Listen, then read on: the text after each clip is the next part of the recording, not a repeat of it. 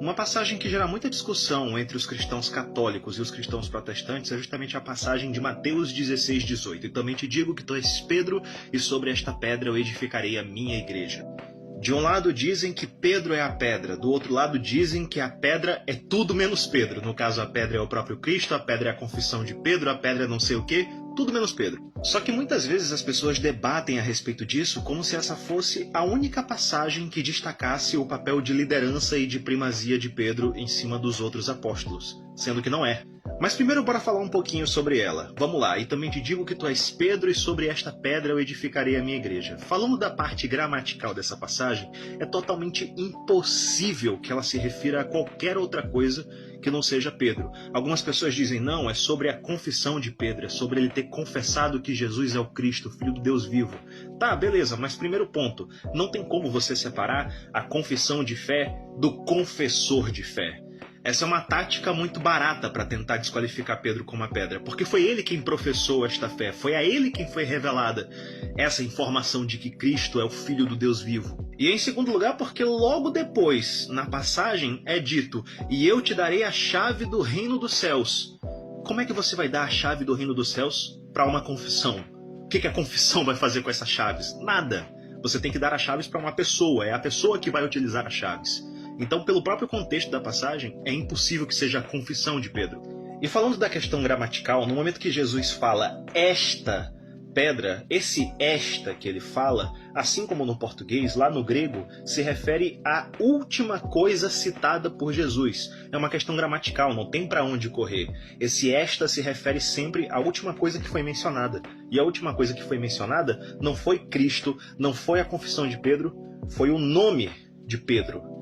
Então, é óbvio que se refere a ele. É obrigatório. Qualquer pessoa que fale para você qualquer coisa diferente disso está mentindo, não está sendo honesta na sua interpretação. E as pessoas tentam fazer todo tipo de malabarismo. Tentam falar, não, mas veja bem, porque Pedro, no caso, o nome dele é Petros, que quer dizer uma pedrinha pequena. E no caso, pedra, que seria Petra em grego, seria uma rocha grandona. Não, não seria isso, porque no caso Petros é simplesmente a forma masculina de Petra. Pedro não poderia receber o nome de Petra, porque no caso seria um nome feminino, e ele é homem. O termo para pedra pequena, na verdade, é litos, não Petros. E olha só que coisa interessante, muita gente tenta citar um monte de passagens onde Jesus é chamado de pedra em várias ocasiões para dizer, olha aí, a pedra é Cristo. E sabe qual é o termo que tem lá quando Jesus é chamado de pedra? Não é Petra, não é rocha, é litos, é pedra pequena. Ou seja, ainda que Pedro fosse chamado de pedra pequena, isso não desqualificaria ele, porque não desqualifica Cristo. O que no caso é que as pessoas não entendem é que Pedro é a pedra base, é a pedra sobre a qual a igreja é edificada, e Cristo é a rocha angular, como está nesses versículos.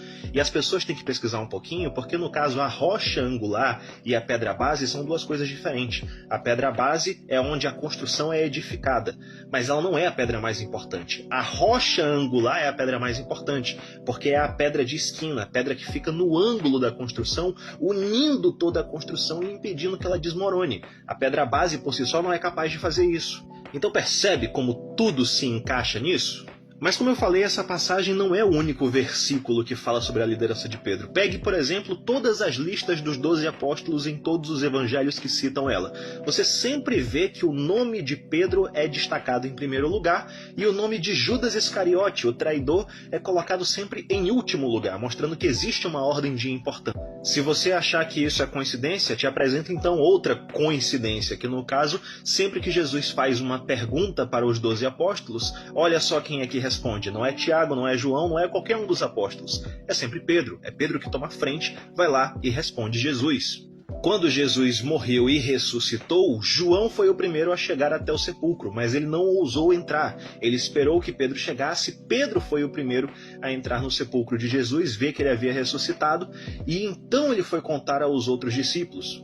Ainda acha que é coincidência? Então vamos para mais uma coincidência. Lucas capítulo 22, versículos 24 em diante. Os discípulos estão discutindo para saber quem é o maior entre eles. E aí Jesus interfere e explica como funciona lá no reino dos céus essa questão de maior e de menor.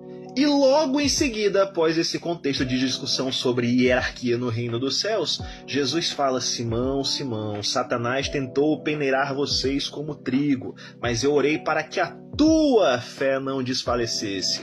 Jesus não orou pela fé de João, não orou pela fé de Tiago, não orou pela fé de Mateus, não.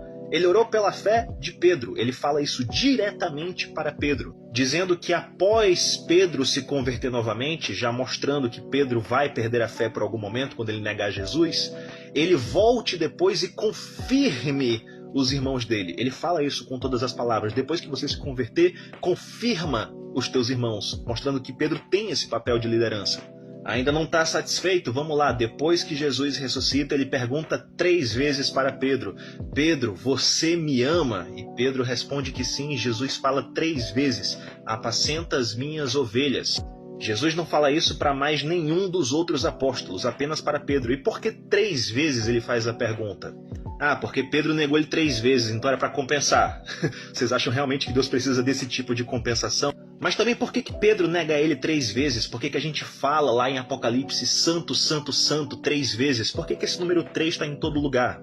Porque no contexto em que Jesus está inserido, falar alguma coisa 3 vezes ou fazer alguma coisa 3 vezes indica uma espécie de confirmação, de ser enfático, de falar, é isso mesmo, pronto e acabou. Ou seja, é para confirmar que aquilo realmente é aquilo. Então, santo, santo, santo, realmente Deus é santo. Pedro, você vai me negar 3 vezes? Realmente Pedro negou Jesus. Pedro, você me ama 3 vezes? Realmente Pedro ama Jesus. Pedro, apacenta as minhas ovelhas 3 vezes? Realmente Pedro é o pastor geral das ovelhas de Cristo. Ainda não está satisfeito? Então vamos para Atos dos Apóstolos capítulo 15, no primeiro concílio de Jerusalém, onde os apóstolos estão discutindo se as pessoas precisam se circuncidar e seguir a lei de Moisés para serem salvas. Após uma discussão acalorada, Pedro toma a palavra e diz com todas as letras que entre eles foi Pedro quem foi escolhido por Deus para proclamar a verdade de Cristo aos gentios, ao mundo. Mais uma vez, Deus destacando Pedro entre todos os apóstolos, e Pedro afirmando isso com todas as palavras. E, inclusive, nesse concílio, após Pedro terminar de falar, todo mundo que estava numa discussão mega acalorada sobre o que era certo e o que era errado a respeito dessa questão, se cala. E Tiago, que estava presidindo a sessão, já que ele era o primeiro bispo de Jerusalém, foi lá e concordou com Pedro em absolutamente tudo e deu o caso por encerrado, mostrando que aquele ditado que existe já desde muito tempo já era acreditado desde esse começo. Roma locuta causa finita. Quando Roma fala, a questão está resolvida. É claro que nesse momento Pedro ainda não era bispo de Roma, mas fato é, Pedro falou, a questão se encerrou. As pessoas estavam totalmente acaloradas discutindo sobre isso. Quando Pedro falou, todo mundo falou, é isso mesmo.